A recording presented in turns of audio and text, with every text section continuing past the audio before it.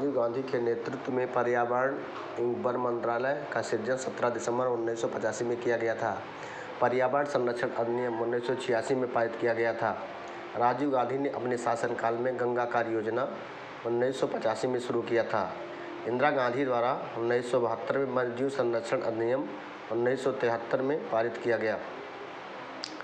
राष्ट्रीय हरित क्रांति न्यायाधिकरण अधिनियम 2010 में पारित किया गया।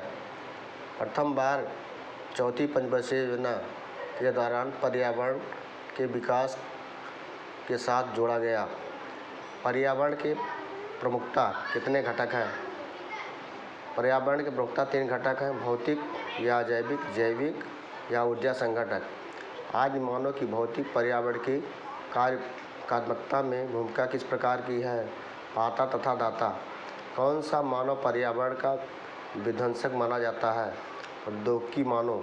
कौन सी विधा ने मानव को सामूहिक जीवन प्रदान किया है? पशुपालन। खेती की सर्वाधिक पुरातन प्रणाली है? झूम कृषि। विश्व तथा भारत में आज भी झूम का स्थानांतरण कृषि प्रचलित है। दक्षिणी एवं दक्षिणी पूर्वी एशिया एवं पूर्वोत्तर भारत में। सांस्कृतिक पर्यावरण के विभिन्न तत्वों का विकास एवं संवर्धन इस काल में संभव हुआ है। कृषि विकास के विभिन्न चरणों एवं अवस्थाओं में मानव भूगोल के जन्मदाता की संज्ञा किसे प्रदान की गई? फ्रेडरिक रजल को। मनुष्य के लिए सर्वाधिक कार्य क्षमता, तापमान तथा आर्द्रता कितनी होती है? 25 डिग्री सेंटीग्रेड तापमान और 60% आर्द्रता। औद्योगिक क्रांति सर्वप्रथम कहाँ प्रारंभ की गई? इंग्लैंड में। पर्यावरणीय समस्याओं का प्रादुर्भाव कब से प्रारंभ हुआ? औद्योगिक क्रांति एवं आर्थिक निश्चयवाद से। प्रथम विश्व पर्यावरण दिवस कब मनाया गया था? सन 1973 में। 1973 में चीता परियोजना भी चलाई गई थी। भूमिगत जल के दोहन के कारण संसार का कौन सा शहर सर्वाधिक प्रभावित हुआ है? Brooklyn, USA. क्लोरोफ्लोरोकार्बन के बाद ओजोन स्तर का दूसरा प्रमुख विध्वंसक कौन सा यौगिक है? Nitrogen dioxide. ओजोन स्तर के क्षरण का पता सर्वप्रथम किसने लगाया? Joseph foreman. 1985 इंग्लैंड में अंतर्राष्ट्रीय हाइड्रोलॉजिक दशक मनाया गया था। 1965-1974 में। अपने स्थान पर शैलों तथा डिगोल्फिंग आवरण प्रस्तर के विघटन तथा विघटन की प्रक्रिया को कहते हैं? अपक्षय। अपक्षय कैसी प्रक्रिया है? अपक्षय भूमिकीय प्रक्रिया है। दक्षिणी पूर्वी संयुक्त राज्य अमेरिका का मानक स्तर दक्षिणी पूर्वी संयुक्त राज्य अमेरिका का नरक किस नदी को कहा जाता है? टेनेसी नदी को। भारत की दामोदर नदी परियोजना किस नदी परियोजना की अनुकृति है? टेनेसी घाटी। विश्व की सर्वाधिक अवसाद का परिवहन करने वाली नदियां हैं?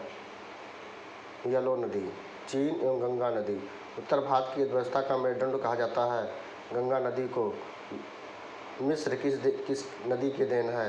नील नदी की। विश्व की सबसे लंबी नदी कौन सी है? नील नदी है। पश्चिम बंगाल का अशोक किस नदी को कहा जाता है? दामोदर नदी को। किस नदी को बिहार का अशोक कहा जाता है? कोसी नदी को। भारत का अस्थायी विकास की अवधारणा के सर्वप्रथम पदक कौन है? बर्टलैंड। 1987। अस्थायी विकास के निमित्त संयुक्त राष्ट्र का सम्मेलन कहाँ आयोजित किया गया था? जोहान्सबर्ग। 2002 दक्षिणी अफ्रीका। अस्थायी विकास शब्द का पहली बार प्रयोग किसने किया था? IUCN ने किया था। द्वितीय पृथ्वी सम्मेलन की संज्ञा किस सम्मेलन को प्रदान की गई है? जोहान्सबर्ग सम्मेलन 2002 को। प्रथम पृथ्वी सम्मेलन कहाँ पर आयोजित किया गया था?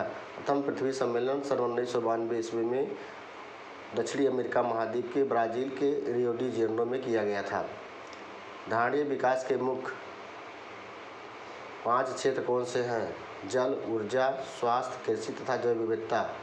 भारत में धारणीय विकास के दृष्टिकोण से विद्युत उत्पादन का सबसे अच्छा स्रोत कौन सा है? जल विद्युत। जल विद्युत को श्वेत कोयला के भी नाम से जाना जाता है। धारणीय विकास किसके उपभोग के संदर्भ में अंतर पीढ़ीगत संवेदनशीलता का विषय है? प्राकृतिक संसाधन। प्राकृतिक संसाधन किसे कहते हैं?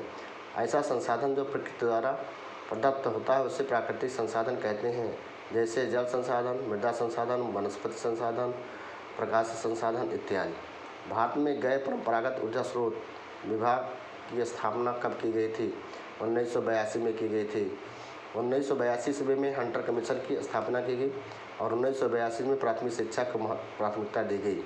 राष्ट्रीय पर्यावरण अभियांत्रिकी शोध संस्थान कहाँ पर अवस्थित है? नागपुर, महाराष्ट्र में अवस्थित है। पर्यावरणीय सुरक्षा अधिनियम ईपी को अन्य किस नाम से जाना जाता है? छाता विधान।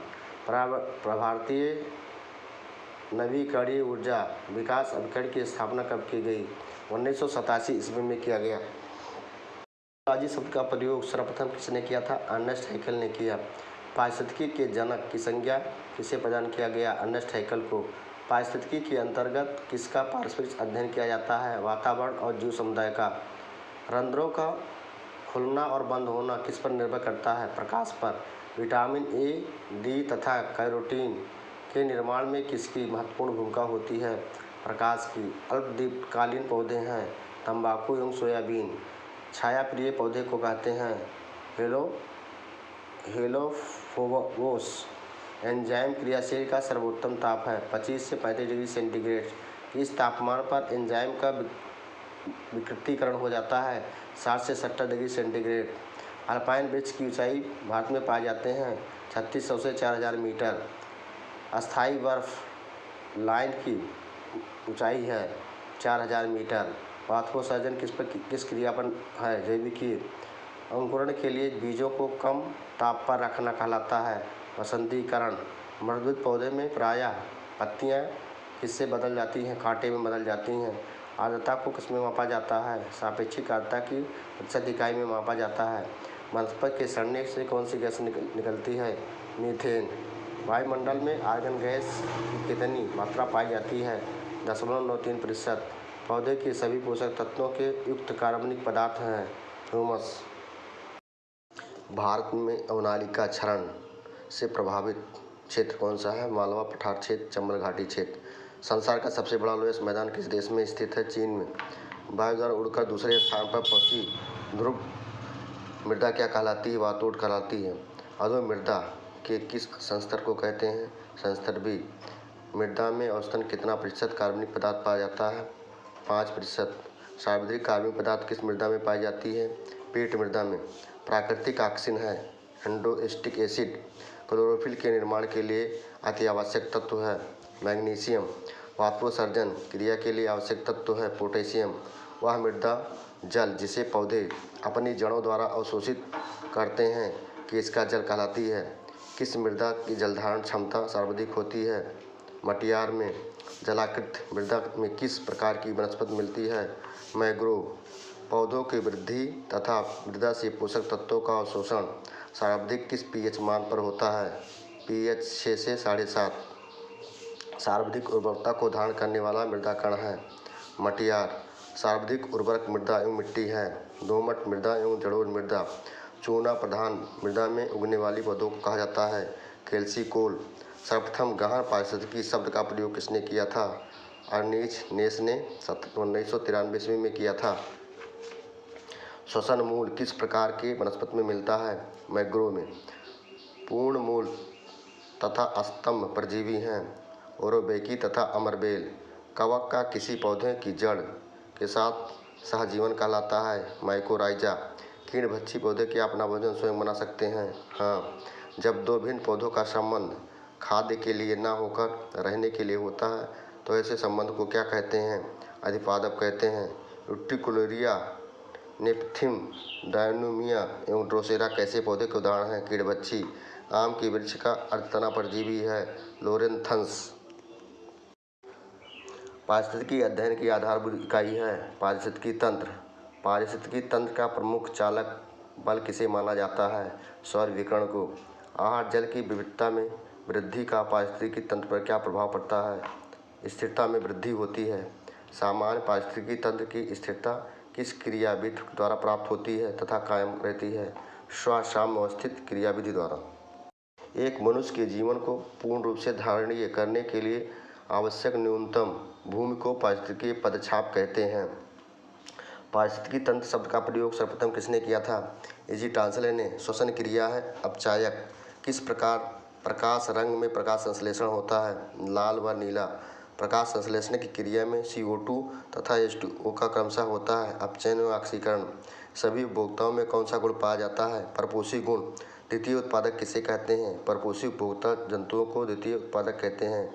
वह जंतु जो दूसरे जंतुओं का शिकार करके अपना भोजन प्राप्त करते हैं प्रेडेटर्स कहलाते हैं। कुछ जंतु शाकाहारी और मांसाहारी दोनों होते हैं, सर्वभक्षी कहलाते हैं। प्रकृति का मेथर किसे कहा जाता है? अपघटक एवं कवक को। जीवीय एवं अजीवीय घटकों में संबंध स्थापित करते हैं अपघटक। किसी भी पारिस्थितिकी तंत्र में एक निश्चित समय में अजीवीय पदार्थ की मात्रा को कौन सी संज्ञा प्रदान की जाती है? खड़ी अवस्था। खाद्य श्रृंखला में ऊर्जा का प्रवाह किस दिशा में होता है? एक ही दिशा में। एक संपूर्ण समुदाय के सभी जीवों में संबंध स्थापित करता है खाद्य जाल। ऊर्जा का प्रवाह एक ही दिशा में होते हुए भी कई पथों में गुजरता है खाद्य जल में। पारिस्थितिकी विज्ञान में ऊर्जा मापने की इकाई है ऊष्मा। प्रकृति की एक क्रियात्मक इकाई है पारिस्थितिकी तंत्र। पारिस्थितिकी तंत्र की विचारधारा को कार्ल मोबियस तथा फोबर्स ने क्या संज्ञा प्रदान की है? बायोसिनोसिस तथा माइक्रोकोस्म। एटीपी किस क्रिया द्वारा ऊर्जा मुक्त करते हैं? जलीय अपघटन द्वारा। प्रत्येक पोषण तल पर कितने प्रतिशत ऊर्जा जैविकीय क्रियाओं में उपभोग कर ली जाती है? 90%। एक संतुलित पारिस्थितिकी तंत्र में जीवों की संख्या होती है स्थिर। एक वृक्ष के पारिस्थितिकी तंत्र का संख्या पिरामिड कैसा बनेगा? उल्टा। एक तालाब के पारिस्थितिकी तंत्र का जीवभार पिरामिड कैसे बनेगा? उल्टा। प्रत्येक पोषण तल के जंतु कितना प्रतिशत ऊर्जा अगले पोषण तल को देते हैं? 10%। प्रकाश संश्लेषण क्रिया में ऊर्जा का रूपांतरण किस रूप में होता है? रासायनिक ऊर्जा के रूप में। मृतजीवी खाद्य श्रृंखला को क्या कहते हैं? डेट्रिटस। एक सीमा तक प्रकृति की अपने पारिस्थितिकी तंत्र को संतुलित करने की क्षमता कहलाती है होम्योस्टेटिक्स। किस क्रिया द्वारा पृथ्वी से वायुमंडल में नाइट्रोजन गैस मुक्त होती है? विनाइट्रीकरण। नाइट्रोजन, हाइड्रोजन, फास्फोरस तथा कार्बन के चक्रों में से किसमें सर्वाधिक ऊर्जा की आवश्यकता होती है? हाइड्रोजन चक्र में। अधिकांश पौधे नाइट्रोजन को नाइट्रेट के रूप में ग्रहण करते हैं। धान का पौधा नाइट्रोजन किस रूप में ग्रहण करता है? अमोनिया रूप में।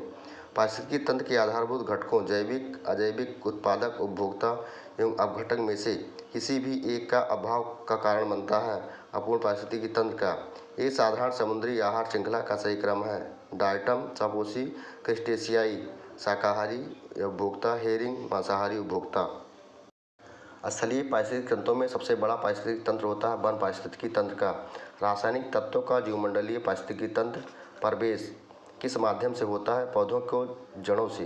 किस चक्र के माध्यम से अजैविक तत्वों का जैविक अवस्था से होकर गमन होता है? पुनः चक्र जैविक दशा वापस आ जाते हैं भू जैव रासायनिक चक्र में। कार्बन का जैविक भंडारण होता है पौधों द्वारा। आदि वायुमंडल कैसा था? अपचायक।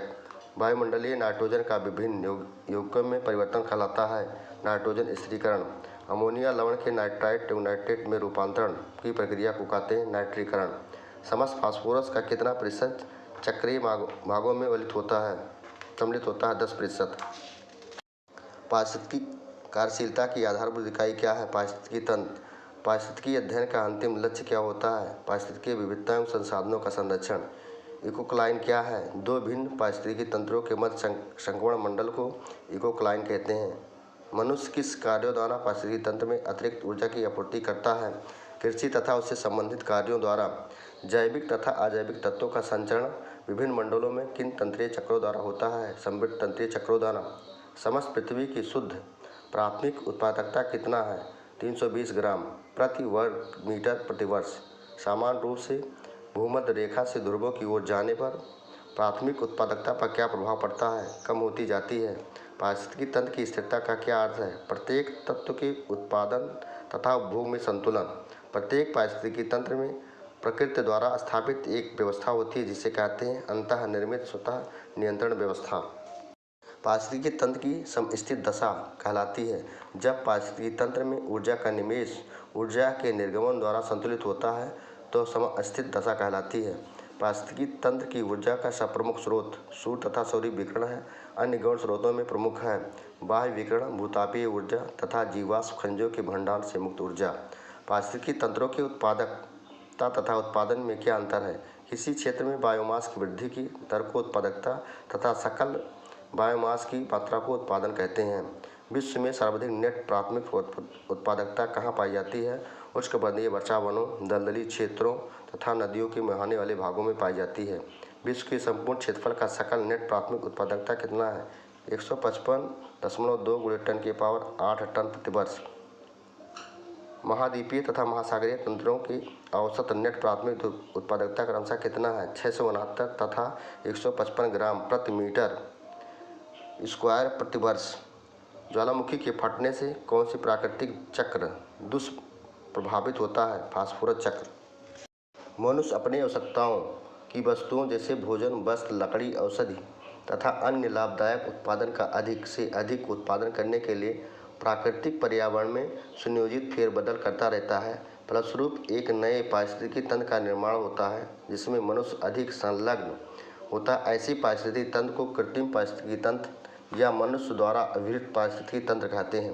उदाहरणार्थ कृषि, भूमि पारिस्थितिकी तंत्र, जल जीवशाला आदि मनुष्य द्वारा निर्मित कृत्रिम पारिस्थितिकी तंत्र के उदाहरण हैं। नुकीली पत्तियों एवं भेदक गहराई वाली जड़ों के पौधों में किसमें वर्गीकृत किया गया है? मरुद्भिद में।